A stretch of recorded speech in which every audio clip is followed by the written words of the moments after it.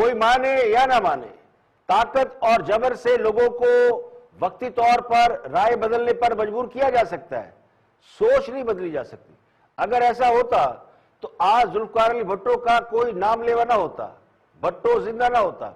مرحوم جنرل ضیاء الحق نے پوری کوشش کی کہ بھٹو کا نام لیوا کوئی نہ رہے، اور انہوں نے پورے 11 سال ان کا جو دور حکومت تھا، دور آمریت، اس میں بھٹو کا وجود اور ان کی جماعت کو ختم کرنے کی پوری کوشش کی۔ لیکن جب وقت بدلا تو لوگوں نے وہی کیا جو ان کی سوچ کے مطابق درست تھا۔ آج بظاہر مارشاء اللہ نہیں ہے، دور آمریت بھی نہیں ہے، جمہوریت ہے، منتخب وزیر اعظم ہے، ہاں ان کے مخالفین ان کو کچھ بھی کہیں، لیکن الیکٹڈ گورنمنٹ موجود ہے، مگر حالات وہی ہے۔ آج بھی سافٹ ویئر اپ ڈیٹ کیے جا رہے ہیں، اور اس لیے کیے جا رہے ہیں کہ بہت سی طاقتوں کے نزدیک نواز شریف ایک وائرس ہے، اور نواز شریف کو وائرس قرار دے کر لوگوں کے ذہنوں سے انہیں کھرچا جا رہا ہے۔ اب یہ تو وقت بتائے گا کہ اس میں انہیں کتنی کامیابی ملی یا نہیں ملی۔ فی الحال تو نوشتہ دیوار سامنے ہے، جس پر لکھا ہوا صاف نظر آ رہا ہے، اور تاریخ بھی بتاتی ہے کہ سافٹ ویئر پہلے بھی اپڈیٹ ہوتے رہے، لیکن ہوتا وہی ہے جو عوام چاہتے ہیں۔ حکمران جماعت فوج کی تعریف کرے تو وہ ٹھیک ہے، لیکن اگر حکومت کے سیاسی مخالفین فوج کی تعریف کرے تو حکمران جماعت کو دال میں کچھ کالا نظر آنے لگتا ہے۔ تو کیا فوج صرف تحریک انصاف کی ہے؟ آپ فوج کب تیار کرتے ہیں؟ فوج سے ویسے ادارہ سب اس کا احترام کرتے ہیں، عزت بھی کرتے ہیں، تو اس میں غصہ کرنے والی کوئی بات نہیں کہ مریم نواز نے فوج کے حق میں بات کیوں کی اور اب کیوں کر رہی ہے۔ دوسری بات یہ کہ یہ کہہ رہا ہے کہ مریم نواز کونسلر لیول کی خاتون ہے، تو یہ بات کہنے والے کو بھی معلوم ہے کہ وہ غلط بیانی کر رہی ہے، مگر کیا کریں، نوکری بھی تو کرنی ہے۔ اب جو موسم کی تبدیلی کو خان صاحب کی مہربانی قرار دیتے ہیں تو ان کے لیے ضروری یہ ہے کہ وہ خان صاحب کے مخالفین کو زیرو سمجھیں۔ چھوٹا منہ اور بڑی بڑی باتیں کر کے جو لوگ اقتدار تک پہنچ سکتے ہیں، اگر آج وہ اپنی اس روش کو چھوڑ دیں جن کی وجہ سے وہ آج اقتدار میں ہے، تو ان کے لیے بڑا مشکل کام ہے۔ اب جو یہ سمجھتے ہیں کہ ان کے چاہنے والے اس بات پر خوش ہیں کہ وہ سیاسی مخالفین کو گالیاں دے یا برا بھلا کہے، تو پھر وہ اپنی لائن کو یا اپنے ٹریک کو یا اپنے بیانیوں کو کیسے چینج کر سکتے ہیں؟ جس وزیر اعظم کو روپے کی قدر گرنے کا پتہ ٹی وی سے چلے اور ٹی وی سے پتہ چلے کہ ڈالر مہنگا ہو گیا، جن کی اہلیہ کو یہ بتانا پڑے کہ وہ وزیر اعظم ہیں جنہیں جرمنی اور جاپان کی سرحدوں کا علم نہ ہو، جن کی ناک کے نیچے چینی کے نام پر لوگوں کی جیبوں سے اربوں روپے لوٹ لیے جائیں، ادویات کی کمپنیوں کو فائدہ پہنچانے کے لیے رشوت کے عوض ادویات کی قیمتوں میں 400% اضافہ کر دیا جائے، جن کا یو ٹرن لینے میں کوئی ثانی نہ ہو، کوئی فیصلہ کرے تو اس پر ٹھہر نہ سکے، آئی ایم ایف سے قرض نہ لینے کا اعلان کریں اور قرضوں پر قرض لیتے جائیں، تو جن کی ناک کے نیچے پیٹرول مافیا، آٹا مافیا، چینی مافیا، گندم مافیا اور ایک لائن لگی ہوئی ہے، وہ سب اربوں روپے کی لوٹ مار کریں اور وزیر اعظم کو خبر تک نہ ہو۔ ان کے بارے میں یہ دعویٰ کہ وہ دیوار کے دوسری طرف دیکھ سکتے ہیں، مبالغہ نہیں تو اور کیا ہے۔ خان صاحب کا ویژن انڈے، کٹو وچوں اور پرائم منسٹر ہاؤس کی بحثوں سے شروع ہو کر لنگر خانوں اور پناہ گاہوں پر آ کر تھم چکا ہے۔ خان صاحب کا ویژن بڑا ہوتا تو 3 سال بعد بھی یہ ماتم نہ کر رہے ہوتے کہ جانے والے ملک تباہ کر رہے ہیں۔ 3 سال بعد تو وہ کہتے ہیں نا، راوی چینی چین لکھ رہا ہوتا، ہم مزے لوٹ رہے ہوتے۔ لیکن خان صاحب دیوار کے دوسری طرف دیکھنے کی صلاحیت رکھتے ہیں۔ اگر ایسا ہوتا تو ملک سے ایک بھی سرمایہ کار نہ بھاگتا۔ خان صاحب جب پرائم منسٹر بنے تھے تو انہیں پتا ہونا چاہیے تھا کہ پرائم منسٹر کا کہا ہوا ایک ایک لفظ بہت قیمتی ہوتا ہے۔ تو خان صاحب نے کرپشن کا اتنا شور مچایا کہ دنیا ڈر گئی، نہ کوئی سرمایہ کار آیا، جو تھا وہ بھی بھاگ گیا، بیوروکریسی کام چھوڑ کر بیٹھ گئی، مہنگائی لوگوں کے سر پر چڑھ کر ناچ رہی ہے۔ تو جن حکمرانوں کے ویژن ہوتے ہیں وہ اس کا مظاہرہ بھی کرتے ہیں۔ آج کسی کا ویژن آپ دیکھیں تو موٹر وے کی صورت میں نظر آتا ہے، میٹرو کی صورت میں نظر آتا ہے، کسی کا ویژن ایٹمی طاقت کی صورت میں نظر آتا ہے۔ تو ویژن تو یہ ہوتے ہیں جو آنے والے وقت کو فورسی کرتے ہیں، اس کا اندازہ لگاتے ہیں، وہ لیڈر کہلاتے ہیں۔ تو دیوار کے دوسری طرف دیکھنے والے اور ہوتے ہیں، وہ بحران پیدا نہیں کرتے بلکہ بحرانوں کا حل نکالتے ہیں۔ تو خان صاحب کی تعریف کرنا کا ضروری ہے تو ہمارے پرائم منسٹر ہے، ہم بھی کر لیتے ہیں، لیکن اس سے حقیقت تو نہیں بدل جائے گی۔ خان صاحب کی جو ساری سوچ ہے وہ اپنے سیاسی مخالفین کے ارد گرد گھومتی ہے، اسی پر آ کر رک جاتی ہے۔ یہ الگ بات ہے کہ وہ قسمت کے دھنی ہیں اور اقتدار کا ہما ان کے سر پر بیٹھا ہوا ہے۔ میرے نزدیک اگر خان صاحب ویژنری لیڈر ہوتے تو اس ملک میں عام آدمی کی زندگی کو بہتر بناتے، سیاسی ماحول کو آئیڈیل رکھتے، لوگوں کا morale ہائی کرتے، اور یہ گالم گلوچ اور یہ نفرت کی بنیادوں پر جو سیاست ہو رہی ہے اس کو ختم کرتے، سیاسی بنیادوں پر لوگوں کو تقسیم نہ کرتے، تو خان صاحب دیوار کے پار دیکھ سکتے تو 1 کروڑ نوکریاں اور 50 لاکھ گھر بنانے کا دعویٰ نہ کرتے، بلکہ اس کی پلاننگ کرتے، اس کی ایگزیکیوشن کرتے، تاکہ لوگوں کو نظر آتا کہ واقعی کچھ ہو رہا ہے۔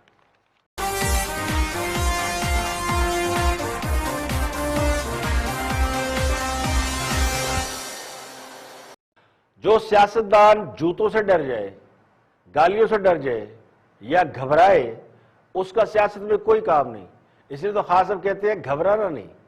وزاداری، اخلاقیات، برداشت اور رواداری جیسے الفاظ سیاست کی ڈکشنری سے خارج ہو چکے ہیں۔ اب جوتے کھانے والے سیاستدانوں کی بھی 2 قسمیں ہیں۔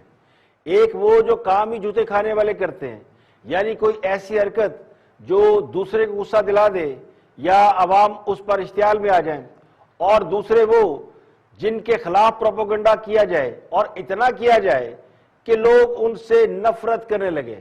تو محبت میں تو لوگ کسی کو جوتا مارتے نہیں ہیں، تو علی امین گنڈا پور اگر بھٹو کو غدار کہے گا تو کوئی نہ کوئی جالا غصہ کرے گا اور اس پہ ریئیکٹ کرے گا اور جواب دینے کے لیے ضرور کود پڑے گا۔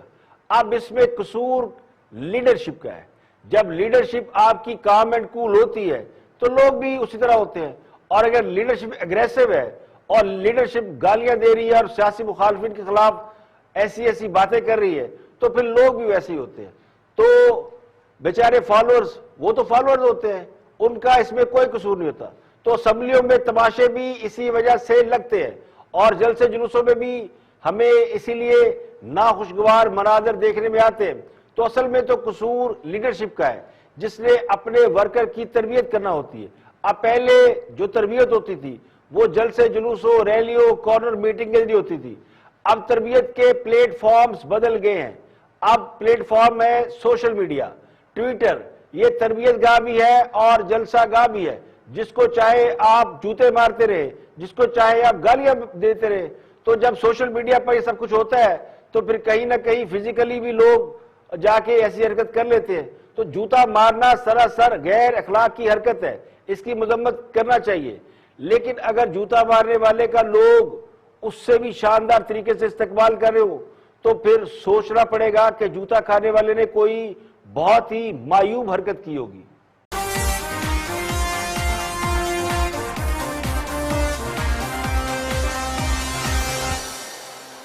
کہنے والے کہتے ہیں کہ خان صاحب نے ملک کو نئی مشکلات سے دوچار کر دیا ہے۔ وزیر اعظم کے غیر محتاط بیانات اور رویے کی وجہ سے ہماری مشکلات میں اضافہ ہو رہا ہے۔ داخلی اور خارجی محاذ گرم ہوتے جا رہے ہیں۔ ایبسولوٹلی ناٹ کے آفٹر شاکس کا سلسلہ شروع ہو چکا ہے۔ تو پوچھنا یہ تھا، شکریہ کس کا ادا کرنا ہے؟ چینی ورکرز کی چلاس میں بس اڑا دی گئی، داسو ڈیم پر کام بند پڑا ہے، سی پیک پر چین تحفظات کا اظہار کر رہا ہے، افغان سفیر کی بیٹی کا ڈرامہ رچا کر افغان سفیر کو واپس بلا لیا گیا، اور پاکستان کو بھی کابل سے اپنا سفیر واپس بلانا پڑا ہے۔ افغانستان نے پاکستان میں ہونے والی امن کانفرنس منسوخ کرا دی ہے، خود قطر میں طالبان سے مذاکرات کرنے جا پہنچے۔ اب انڈیا کھلے بندوں یہ مان رہا ہے کہ پاکستان کو فاٹف کی گرے لسٹ سے نکالنے میں سب سے بڑی رکاوٹ انڈیا ہے، یعنی انڈیا کی وجہ سے پاکستان فاٹف کی گرے لسٹ میں شامل ہے۔ انڈیا اس پر سیاست کر رہا ہے اور ہم خوش ہیں کہ ہم نے امریکہ کو ایبسولوٹلی ناٹ کہہ دیا ہے۔ اب میرا گمان ہی ہے کہ جس طرح ہم نے امریکہ کو کھلی دھمکی لگائی تو امریکہ کی یہ روایت ہی نہیں کہ وہ اس طرح کی دھمکیوں یا انکار کو کسی بھی طرح نظر انداز کرے، اور ماضی میں اس کی کئی مثالیں موجود ہیں۔ تو لگتا یوں ہے کہ پچھلے کچھ دنوں میں پاکستان کے اندر دہشت گردی اور خوف کا بازار پھر سے گرم ہو رہا ہے۔ حکمرانوں کے للے تللے، تکرار، غرور، لاپرواہیاں ملک کے لیے مشکلات پیدا کر رہی ہیں۔ آج حالات یہ ہے کہ ہم نے چین کو پریورٹی دے کر، ترجیح دے کر امریکہ کو ٹھیکہ دکھا دیا، اور صرف چند ہفتوں میں سی پیک اور افغانستان کے جن بوتل سے باہر نکل چکے ہیں۔ اب دنیا جانتی ہے کہ امریکہ سپر پاور ہے، اور اس کے ساتھ دوستی بھی سمجھداری سے کرنا پڑتی ہے، اور دشمنی اس سے بھی زیادہ سمجھداری سے کرنا پڑتی ہے۔ اب پچھلے دنوں جو پے در پہ واقعات ہوئے، ان کے پیچھے دیکھیں تو بھارتی یا امریکی ہاتھ کو خارج امکان قرار نہیں دیا جا سکتا۔ رو پاکستان کے اندر ماضی میں اس قسم کی بہت سی کارروائیوں میں ملوث رہی ہے، اور ممکن ہے اس بار سی آئی اے نے رو سے مل کر کوئی پلاننگ کی ہو، کوئی کھچڑی پکائی ہو۔ تو اس کا جو الٹیمیٹ رزلٹ نکلا ہے وہ یہ بتاتا ہے کہ پیچھے کون سا مائنڈ سیٹ ہو سکتا ہے۔ داسو ڈیم پر کام بند ہے، اور سی پیک کے دیگر منصوبوں کے حوالے سے چین تفویضات کا اظہار کر رہا ہے۔ تو خدا نہ خواستہ اس طرح کے ایک دو واقعات اور ہوئے تو ہمارے چین کے ساتھ تعلقات کہاں کھڑے ہوں گے، اس کے بارے میں کہنا کچھ مشکل نہیں ہے۔ اس سے بھی زیادہ خطرناک بات یہ ہے کہ ہم نے بیٹھے بٹھائے امریکہ کی شکل میں اپنے ایک اور دشمن اضافہ کر لیا ہے، جبکہ افغان حکومت جو خود کو بھارت کے بہت قریب سمجھتی ہے اور طالبان کے ساتھ امن معاہدہ کر کے بھارتی مفادات کو تحفظ دینے کی کوشش کر رہی ہے، اب پاکستان کو افغانستان کے ساتھ اپنی سرحد بند کرنا پڑی ہے اور اس پر فوجی بٹھانے پڑ گئے، جس کا مطلب یہ ہے کہ معاملات کافی خراب ہیں اور ہماری توقع سے کہیں زیادہ خراب ہے۔ ایک طرف ہم افغانستان کے ساتھ مسئلے میں الجھ گئے ہیں، افغانستان کے اندر اگر انریسٹ ہوتا ہے تو ہم بری طرح متاثر ہوں گے، دوسری طرف چلاس میں چینی انجینئر کی ہلاکت کو چین اتنا سیریس لے رہا ہے کہ خود اس کی تحقیقات کرنے پاکستان آ پہنچا ہے۔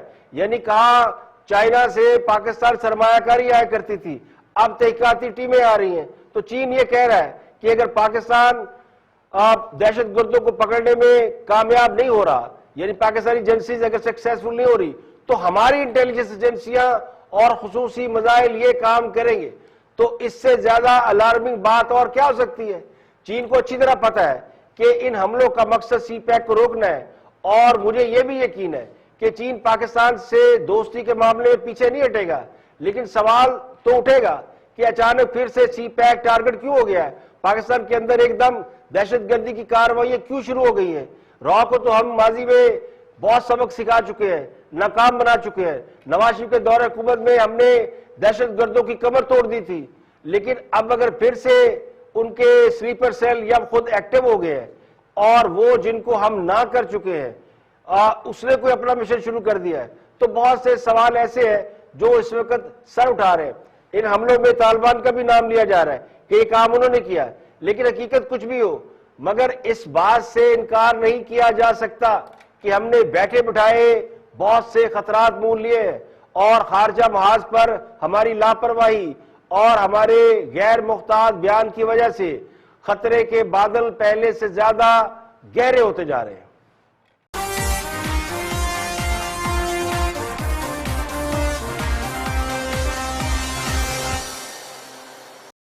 ویلکم بیک، آپ دیکھ رہے ہیں پروگرام اختلاف رائے اور میں افتخار کاظمی۔ بریک کے بعد حاضر خدمت ہے۔ آسمان سے گرا کھجور پیٹ کا، اور کھجور سے گرا تو پھر آدمی زمین پہ ہی گرتا ہے۔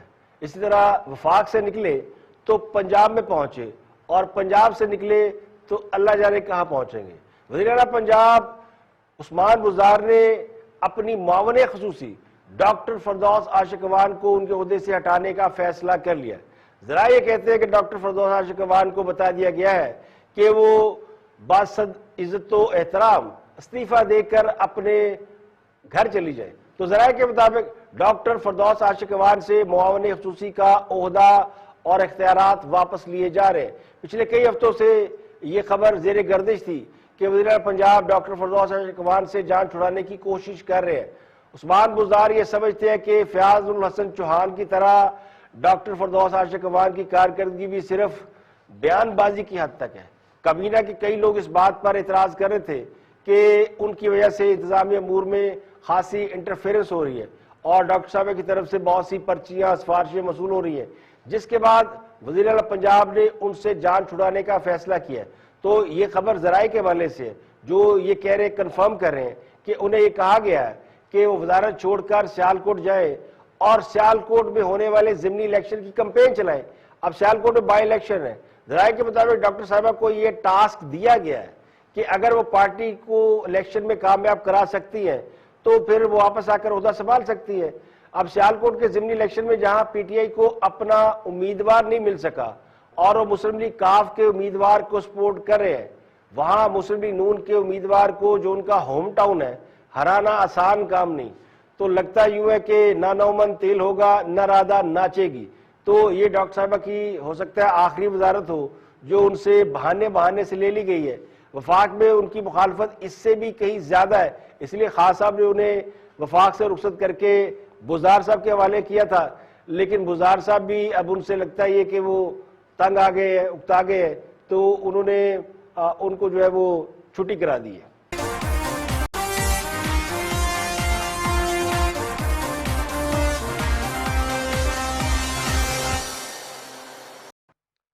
اور ایک اور اب خبر جس نے پوری دنیا کو ہلا کر رکھ دیا. امریکی اخبار واشنگٹن پوسٹ سمیت کئی غیر ملکی اخبارات میں یہ انکشاف کیا گیا کہ اسرائیلی کمپنی کے جاسوسی کے سافٹ ویئر کے ذریعے دنیا بھر کی کم از کم 50,000 سے زائد اہم شخصیات کی مبینہ طور پر جاسوسی کی گئی ہے. جاسوسی کا دائرہ کار کم از کم 50 ممالک تک پھیلا ہوا ہے. اخباری رپورٹ کے مطابق جاسوسی کے دوران ان افراد کے موبائل فون کو ہیک کیا گیا. جن افراد کے موبائل فون کو ہیک کیا گیا ان میں عرب ممالک کے شاہی خاندان, مختلف ممالک کے سربراہان, وزراء, مشہور کاروباری شخصیات, انسانی حقوق کے کارکنان اور صحافی شامل ہیں. ان میں استنبول میں قتل کیے جانے والے سعودی صحافی جمال خاشقجی کی 2 قریبی خواتین بھی شامل ہیں. اسرائیلی کمپنی کے تیار کردہ جاسوسی کے سافٹ ویئر کی مدد سے صحافیوں, سیاستدانوں, کاروباری شخصیات, سفیروں اور سماجی کارکنان سمیت تقریباً 50,000 افراد کی جاسوسی کیے جانے کا انکشاف ہوا ہے. یہ انکشاف امریکی اخبار واشنگٹن پوسٹ اور برطانیہ کے اخبار دی گارجین میں کیا گیا ہے, جس میں بتایا گیا ہے کہ اسرائیلی کمپنی کی جاسوسی کے سافٹ ویئر کے ذریعے دنیا بھر کے قریباً 50,000 سے زائد افراد کی واٹس ایپ کے ذریعے مبینہ طور پر جاسوسی کی گئی ہے. تقریباً 16 اداروں نے مشترکہ طور پر اس خبر کے اوپر انویسٹیگیشن کے بعد جو رپورٹ جاری کی گئی ہے اس میں بتایا گیا ہے کہ اسرائیلی کمپنی NSO کے فون ہیکنگ سافٹ ویئر سے دنیا بھر کی کم از کم 50,000 سے زائد شخصیات کے فون نمبر ہیک کیے گئے. ان نمبروں کا اندراج Azerbaijan, Bahrain, Hungary, Bharat, Kazakhstan, Mexico, مراکش, روانڈا, سعودی عرب اور متحدہ عرب امارات سے کیا گیا. اس میں پاکستان کا نام شامل نہیں ہے, تو یہ معلوم نہیں ہو سکا کہ اس ملک میں کون سا نمبر انٹر کر کے اسے ہیک کیا گیا. رپورٹ یہ کہتی ہے کہ ترکی میں قتل ہونے والے سعودی صحافی جمال خاشقجی کی بیوی کا ٹیلی فون نمبر بھی ہیک کیے جانے والوں کی فہرست میں شامل ہے. خاشقجی کو 2018 میں قتل کر دیا گیا تھا. اس کا الزام سعودی فرمانروا پر لگایا گیا تھا. مبینہ جاسوسی کے دوران جن افراد کے موبائل فون کو ہیک کیا گیا ان میں عرب ممالک کے شاہی خاندان کے افراد جن میں بادشاہ, شہزادے, ولی عہد سب شامل ہیں, مختلف ممالک کے سربراہان, وزراء, مشہور کاروباری شخصیات, ہر وہ شخص جس کا دنیا بھر میں کوئی نہ کوئی رول ہو سکتا ہے ان کے نام شامل ہیں.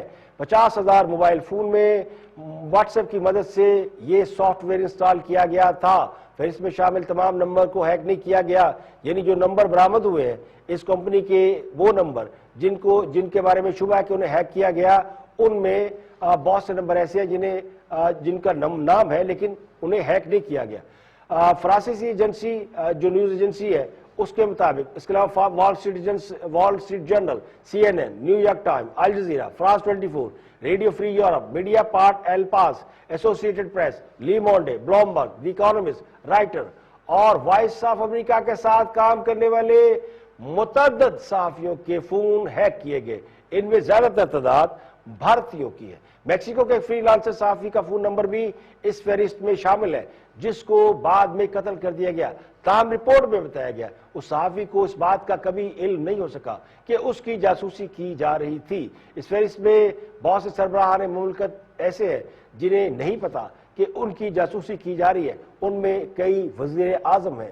اس کے علاوہ 40 سے زائد سینئر صحافیوں, اپوزیشن رہنماؤں, سرکاری عہدیداروں اور انسانی حقوق سمیت بھارت کے 300 ٹیلی فون نمبر ہیں جو کہ اس میں شامل ہیں. بھارت کی جانب سے جو فہرست جاری کی گئی ان میں بڑے بڑے میڈیا ہاؤسز ہیں جن کے نام اس فہرست میں شامل ہیں، بڑے بڑے صحافیوں کا نام ہے جن کے بارے میں کہا گیا ہے کہ ان کے فون ہیک کیے گئے۔ رپورٹ میں مزید کہا گیا کہ سافٹ ویئر واٹس ایپ پر ایک لنک بھیج کر انسٹال کیا جاتا ہے اور یہ لنک انسٹال ہونے کے بعد ٹارگٹ کے موبائل فون سے تمام ڈیٹا چرایا جا سکتا ہے۔ موبائل فون کا مائکرو فون اور کیمرہ بھی استعمال کیا جاتا ہے۔ ای میل میسج، واٹس ایپ میسج اور تصاویر سمیت آواز اور ویڈیو ریکارڈنگ بھی کی جا سکتی ہے۔ اس حوالے سے پاکستان کے وفاقی وزیر برائے اطلاعات اور نشریات فواد چودھری کا کہنا یہ ہے کہ بھارتی حکومت اپنے صحافیوں، سیاسی مخالفین اور سیاستدانوں کی جاسوسی کر رہی ہے اور اس کے لیے اسرائیلی سافٹ ویئر استعمال کر رہی ہے جس کی مذمت کی جانی چاہیے۔ تو یہ ایک رپورٹ ہے جس نے پوری دنیا میں تہلکہ مچا رکھا ہے۔ جس طرح پاناما کیس آیا تھا اور اس سے پہلے ویکی لیکس آئی تھی، یہ ایک نئی لیکس ہے جس کے مطابق دنیا بھر کی 50,000 سے زائد عام شخصیات کے فون نمبر، ان کا ذاتی ڈیٹا ہیک کر لیا گیا ہے اور وہ کہیں نہ کہیں استعمال کیا جا رہا ہے۔